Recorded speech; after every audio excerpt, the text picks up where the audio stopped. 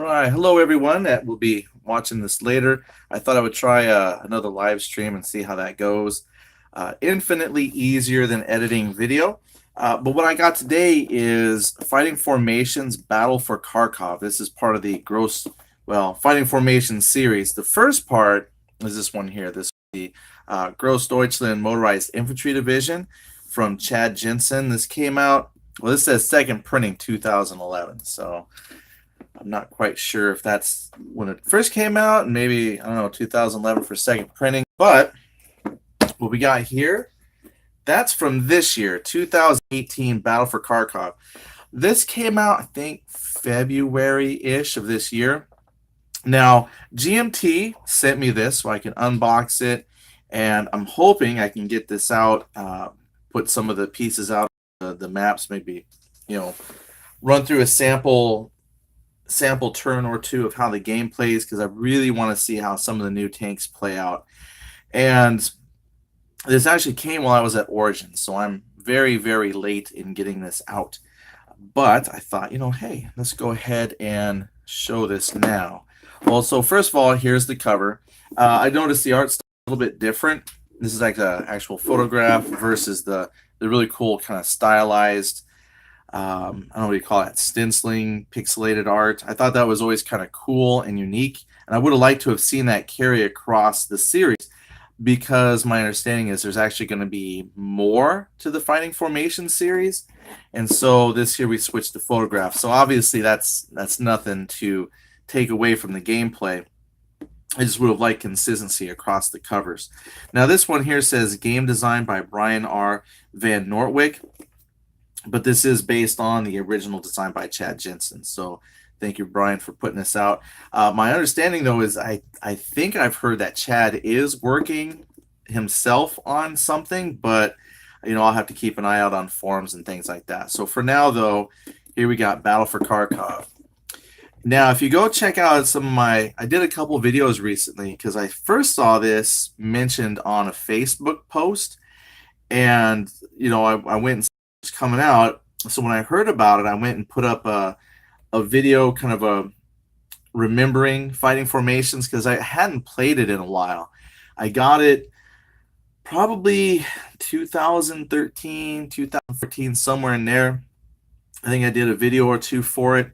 And then just recently, again, before Kharkov came out, I put out a couple more videos. And so very excited to get Kharkov.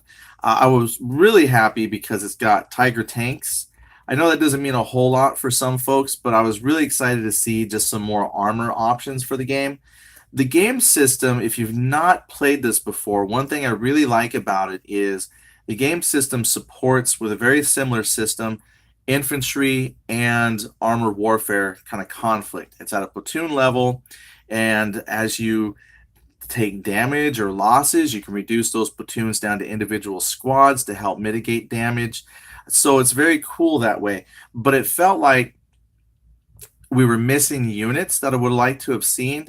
Now, obviously, the first game is going off historical, orders of equipment, and so they didn't have Tigers. But that, for me, is kind of one of the fun things about German armors. They have what I thought were just some of the prettiest looking, maybe cool looking Tigers, Panthers, things like that. So I was very excited when they were going to bring these out. We'll see what else they have in here too. But on the back here, for example, they got a Tiger, Panzer III. But anyway, the point was, I really wanted to see more diverse armor units. I think they did pretty good with what they have as far as infantry goes. So this is nice to kind of flesh it out. Anyway, so there's the back of the box. It's got some historical background data on it, and it has their complexity. The game is not super difficult to learn. I do think it has some differences from your typical war game. I think a lot of people kind of describe this as a cross between like a Euro game and a war game. And so if you're not familiar with the series, I'd say maybe hit Board Game Geek, look it up, kind of learn a little bit about it. But overall, I'd say the complexity here on a GMT scale of 1 to 9, 6 is probably fair. I think a lot of the complexity from this game comes in learning the strategies. I think the actual mechanics aren't that complicated. There's a few things to try and remember, like when you're doing opportunity fire and certain dice rolls for, um, do you run low on ammo and things like that. But really, it's not as complicated as some other games I've looked into. Now it says here for solo suitability. All right, that seems to be a thing these days. How well does it play solo? And I think I did put out a video. How does this play solo? Maybe I don't remember, but I you can play it solo.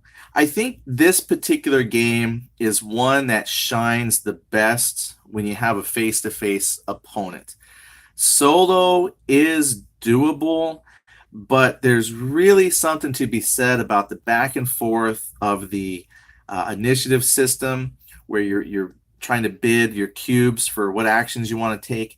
That really shines when it's a multiplayer kind of experience. So can you play it solo? Yes, you can, but I really think it shines better as a face-to-face game. So a lot of the information on the back of the box I cannot disagree with. Playing time, of course, is going to be like any other game.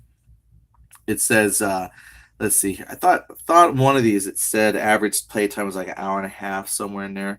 But that's really going to come down to your mission. Some of these, this was something that folks kind of talked about with the first base box. Some of those games, they take a long time to resolve because you do have the platoon level units, and then as you take damage, they split down to squads, and it just seems to take forever to really get through all the squads and get the game to a resolution, which is why it's really good that they have, sudden death and things like that built in. A lot of these games do not play down to the last unit.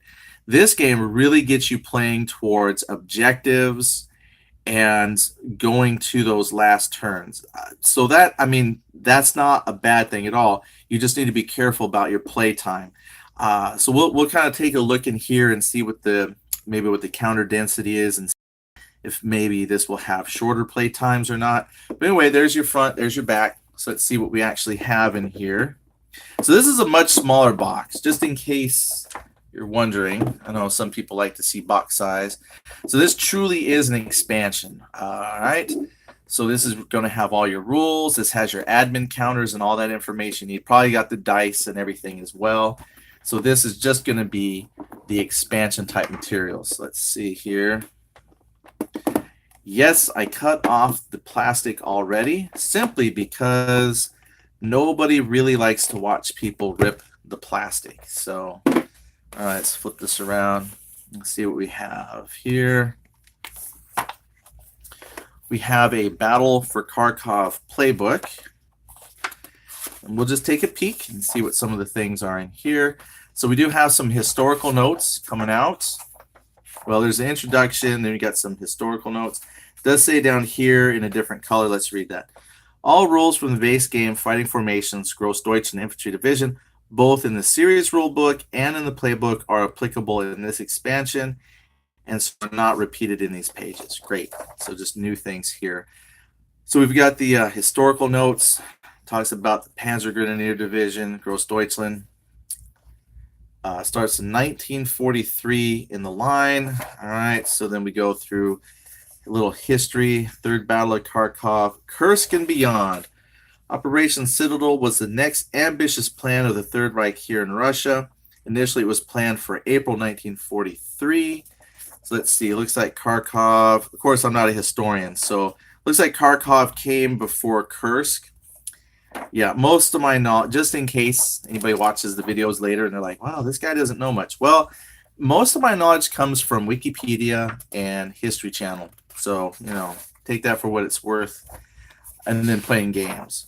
So it looks like this is set just before Kursk, and that probably explains why we don't have the Panthers, but we do have early Tigers, which here's a counter sheet we'll look at here in a second, see what we get.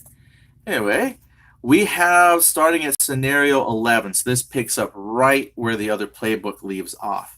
Good. You still have all the same setup information. Obviously, I don't see why that would change, but your turns where the sudden death markers are. Right. So right away, this starts on turn 8 and has a sudden death on 13. So that tells me right away they're already thinking about play time. That's important because the sudden death marker I forget the rule off the top of my head, but it does have to do with the final turn. And you have to, like, if you roll under that, I forget exactly how it plays out, but the higher your sudden death marker is, the more likely your game will come to an end. So as it started at 8:13 means that they really want this to only be a few turns long. So that's good. So for those folks who are looking for a game that's not going to run for 6-7 hours, not saying that these all run 6-7 hours, but I can tell right away that Brian, who put this together, was already thinking about game time. So that's fantastic news. All right, so there we go. We got one scenario there. And again, just kind of looking at the counter density, 3 platoons of Grenadiers, 1 MG34, MG42 units, some sighting markers, the command, 1 tank, well, that's a Stug, but 1 Stug, 1 Panzer IV. So not heavy on vehicles either. So again, we're already looking at some low density. So this is good. We probably could get through some of these easily in that 2 to 3 hour mark, depending on your familiarity with the rules. So I think that will be a great asset to fans. And as we move along, then we have scenario 12, and we've got the dates right up in here. So again, we're looking at February, so early in 43. This one too, it does have 8. Well, it says 8 artillery, then an MG34, but those are squads. That's the squad marking. So once they take a hit, they go down. So this is interesting. I'm trying to remember back to the first fighting formations, if they actually had you start playing with the squads already. So again, this is another indicator that folks are concerned about time, because when you start with all platoons, and it takes a while to whittle down all the squads. But here, if we're actually starting with squads, that's pretty neat. Now down here, though, the Russians, well, Soviet forces, they're starting with platoons. They got the 3 hash marks. So this would be an interesting one to play. Starting with squads, I'd have to read the story. I'm not reading all the situations.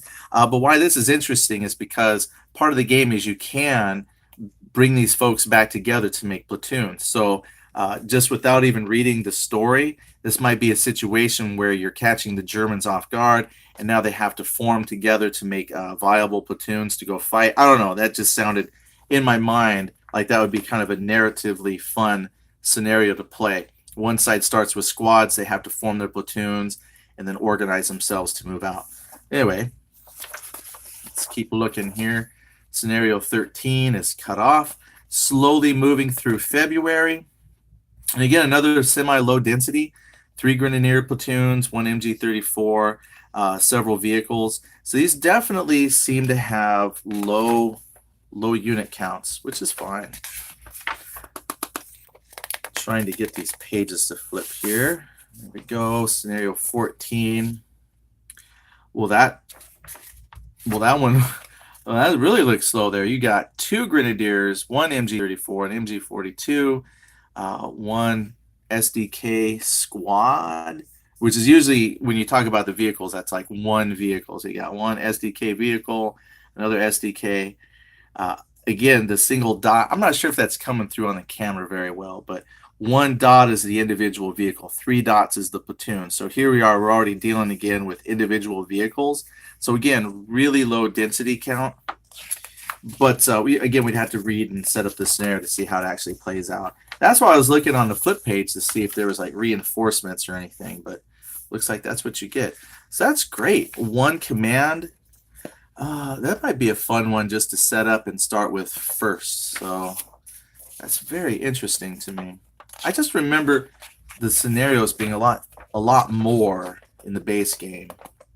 All right, there's the first one with a Tiger company. So they're giving you 1 platoon there to start with, and then a whole bunch of T-34s. But I say that, but here it's one vehicle, 2 individual vehicles, and a KV-1B. Again, the platoon, and they're just giving you individual vehicles.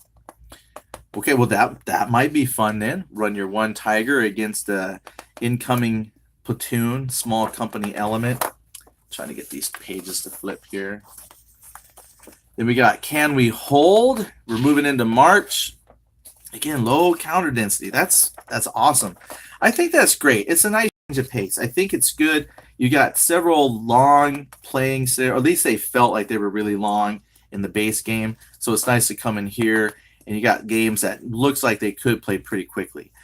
Because see, looking at there, even there's one platoon of grenadiers, one pack, and one stug. That's awesome. But then at the bottom, goodness gracious, look at all those vehicles they're sending. And again, they're sending individual vehicles, not just all platoons. So that's actually kind of interesting because the game does bill itself as a platoon level game. So to see them starting out with so many individual vehicles is really interesting. Now you're turning it into like a squad level tactical game. So that's interesting. I'm going to open the base game in a second, look at the playbook, and just kind of compare some of the older missions and see if they did that, because I don't really remember them starting off a whole lot that were with the individual vehicles. Now that goes from scenario 10 all the way out to scenario 20. All right, and then you got suggested reading and credits. Okay, so there's a playbook. Fantastic. Then we have the counter sheets. So this is like, I guess, would be like a half sheet. I was about to say there's no infantry, but there you go. You got individual artillery, and they say they're squads because they're not the 3 dots. Here's a platoon of pack 40s. There's the platoon, and there's the 3 individual pack 40s that make up the platoon. If you break it down, a Panzer III platoon with the 3 squads for a breakdown, Tiger with the 3 for the breakdown. There are 2 individual 88 millimeters. Trying to think, like 88 millimeter anti-aircraft gun that they just lowered down to use it as an anti-tank gun. Let's see. So then you have 2 individual Su-85s, and then we have, looks like 1, 2, 3, 4 T-34 76 Charlie platoons with the corresponding breakdown to individual vehicles. And then we have up here a T-26B, looks like a light tank platoon, again with the 3 individual vehicles. And then a Su-76M anti-tank vehicle with its 3 individual vehicle breakdowns. So it's not adding a whole lot. So I think the trick to make it seem like you have a lot of stuff on your map is just have them start with individual vehicles. Otherwise, you haven't really brought a whole lot of platoons. So that's very interesting. I think that's a very clever thing that they did. Like, hey, we're going to give the illusion of a lot of vehicles because we're just going to have you drive around in squads or individual vehicles. That's pretty neat. All right, what else do we have here? We have 2 identical play aid charts. We've got the barrage table with the accuracy targeting, and I'm not going to compare every single chart from the expansion to the base game, but I can tell right away that these are being reproduced because they've added in, like the Tiger, for example. So your old charts, if you play with the new vehicles, you're going to need these new charts. There's your melee tables, a melee procedure, and then artillery on the back. And you get 2, so there's one for you, one for your opponent. Great. Also, the card stock is actually kind of I'm going to say like a typical GMT, kind of thick, kind of glossy. I'm pointing that out because we did not too long ago, we did an unboxing for D-Day Iwo Jima, and their little player aids were horrible. So these are a step up. Nice. And then that's it. The rest is maps. Oh, so again, truly an expansion. Playbook, the counters, couple play aids, and then maps. And this actually has quite a few maps. So right away, map-wise, we have 1, 2, 3, 4, 5 map sheets. And I'm going to just kind of peek, and they're all double-sided. Fantastic. Now, a couple of these felt pretty thin. This one here, this one especially felt thin. This is map number 9. and it's also double-sided with 11. This is, yeah, overall this isn't very big. Let me go ahead. I'm going to lift the camera just so you can kind of get a feel for the size there. So this is actually pretty small, and I like this. They did this in the other base game as well. Some maps were clearly bigger than others, and I thought that was kind of cool. So all the maps are custom tailored to each scenario. I think that's really, really cool.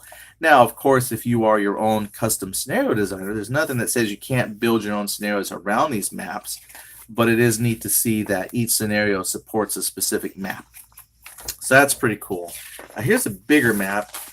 Now, I don't have a lot of space on the table. I've already kind of junked it up with some other stuff, but let me unfold this real quick, and then we'll just kind of pick this up so you can see. So we have a couple larger maps, and then we have a couple smaller maps. That's good. So I guess maybe one thing you could do if you're looking for smaller battles to fight is look at the small maps first. Like, let's see here. We said, for example, Map 9 is one of the smaller maps. Let's just see what we're looking at here in the playbook. Just out of curiosity here. I'm looking for map. Where is my map number? Deployment. Map. Okay, so it says map. That one's map 11. This is map 12. Map 13. Map 14. Map 15. Map 16. Map 17, map 18. Is there not a map 9? There it is, map 9. That was one of the smaller maps, and yeah, see, that's not a whole lot of units. So you've got the one Grenadier platoon, an MG34 platoon, an MG42 squad, and then an individual vehicle, Panzer IV, one individual Stug 3, one individual SD KFC 250/1A, and then one individual Pack 38. Yeah, so a smaller density count for a smaller map. So great. Again, everything is tailored to each map. No map as I flipped through was repeated. So that's actually very, very cool that they did that. So this is actually, I think, very cool. I haven't played it yet, so I can't tell you how much I enjoy the scenarios or what value they bring, but I'll tell you the value that I see right away. Quicker games. That's very cool. So what I want to do, because I'm curious, it's not part of the unboxing, so I don't want to be disingenuous for people tuning in at some point. I did want to look and compare game sizes to the base game. So first of all, here we go. I got everything plastic bagged away. I got all the vehicles. I've got like one bag for all the individual vehicles, then one for the platoons. Got a nice, really big draw bag for damage. Well, let's take a look at playbook.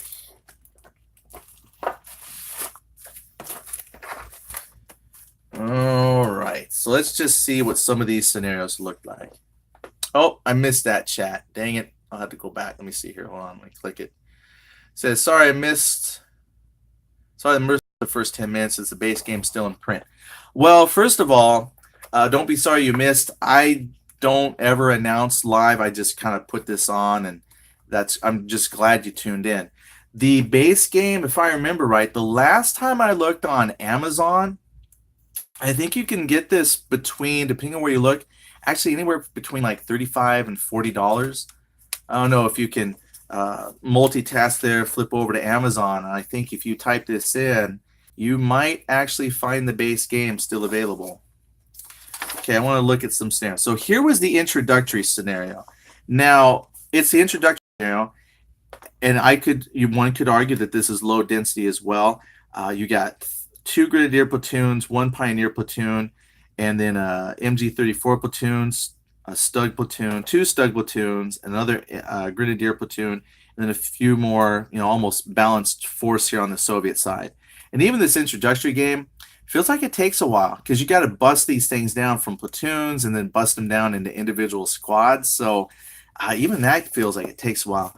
But again, they're starting all with platoons. I actually have on a couple of these when I played solo. I just simply said if I eliminated the platoon, I just eliminated the whole thing. and skip that whole process of busting these down into squads just as a time saver. So again, I think that's kind of clever that they did that in Kharkov, where they just go ahead and start you with some individual vehicles. And as you move up, you start adding more units. So these are so far definitely bigger scenarios in the base game. And let's see, I'm just looking to see how many of them start with individual squads. Here's one individual vehicle. It's a battalion support vehicle. And then again, platoons, individual, but platoon, individual, platoon, platoon, platoon. So definitely more heavy on the platoon side in the base game. Just flipping through. Yep. And that's why I think some of the games in the base game tend to run a little longer. So anyway, I just wanted to come back and check that. Yeah, so definitely the scenario design is a little bit different. Well, anyway, it's not a review, it's an unboxing, but just a few thoughts that I have as I flip through the box. So what do we get in the base game? Let me go ahead and put that back together in case you missed the first part. So first you have the bottom of the box. You get 5 double-sided maps, various sizes. It looked like some maps were kind of big, and then a couple of the maps were a little bit smaller. You get a playbook. This has 10 new scenarios with some history notes. The nice thing is I did not see any brand new rules introduced. In fact, the side note says everything you need is pretty much going to be in the base game. So if you get and learn the base game, boom, all you got to do is pop these scenarios in and you're playing. Oh, it has one copy left for 55 bucks. I wouldn't be too surprised by that. As you're getting down to like the last copy, then people are probably jacking the price up. I would definitely check out, I'd say maybe Noble Knight Games. They deal mostly with used product, but generally stuff comes in pretty good shape. You could see if Noble Knight has a copy, maybe Miniature Market. That's a possibility too. I usually go with Amazon just because my wife pays for Prime and it's free shipping. But I would look around. You might be able to find it for a little bit cheaper. And then if you did find it cheaper on like Noble Knight or say Miniature Market, the cost and shipping still might make it cheaper than Amazon, but I haven't really looked at the pricing for the game lately, so I could be wrong. But look around for a little bit. But again, if they've only got one copy left, then yeah, it's probably slowly going away. So grab it when you can. And then the last thing we have in here is your counter sheet with a few more units that you can add to the game. All right, so there you go. That is an unboxing. That's the parts that come in the game. And then there's some thoughts that I have on it before we even whip it out to play. So I see a couple people in. I appreciate you even coming by to watch on an unannounced. Mostly I just record live, so then I can just have it up to YouTube so I don't have to edit because I'm kind of lazy that way. But I appreciate you taking the time to jump in and ask some questions. So before I shut this down, are there any last minute questions or comments before we wrap this up and post it to YouTube?